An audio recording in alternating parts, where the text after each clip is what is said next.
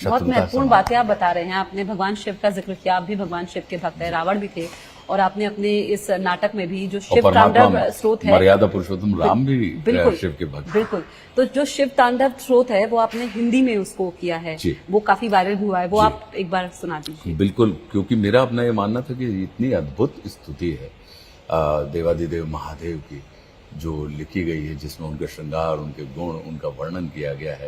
ये संस्कृत की जो कठिनाई थी, जिसके कारण कि जटाटवी गलज्वला प्रवाह पावितस्थले, आप थोड़ा गले वलंब लंबिताम भुजंग तुंग मालिकाम डमड डमड डमड डमरू कह रहा शिव शिवम तरल अनल गगन पवन। जो चीज संस्कृत की कठिनाई के कारण इतनी अद्भुत स्तुति हमारे कंठ का आभूषण नहीं बन पाई, जो शिवानुरागी है, तो हमारे मन में ये विचार आया कि क्यों ना इसका हिंदी भावानुवाद करवाया जाए। और हमारे देश के बड़े प्रसिद्ध साहित्यकार हैं आलोक श्रीवास्तव, आलोक से हमने इस बात का जिक्र किया और आलोक ने इतना अद्भुत उनका भावानुवाद किया है, जो भुजंग प्रयाग छंद में जिसमें ये लिखी गई है संस्कृत में, उसी छंद में कहीं ना कहीं इसकी प्रस्तुति उन्होंने कर दी है।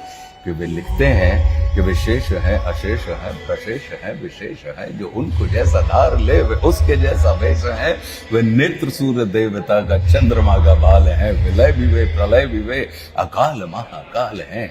उसी के नाथ हो गए जो उनके साथ हो लिया, और वहीं के हो गए हैं वे जहां सुना शिव शिवम डमड डमड डमड डमरू कह रहा शिव शिवम तरल अनल गगन पवन धरा धरा शिव शिवम। मतलब सारे के सारे जो 5 तत्व हमारा और आपका सबका जो अस्तित्व है, वो 5 तत्वों के योग से बना हुआ है। तो सभी तत्वों में शिव का जो रूप है, शिव का जो तत्व है, वह मौजूद है, और उन्हीं का संगठन जीवन है और उन्हीं का विघटन हमारे जीवन का अंत।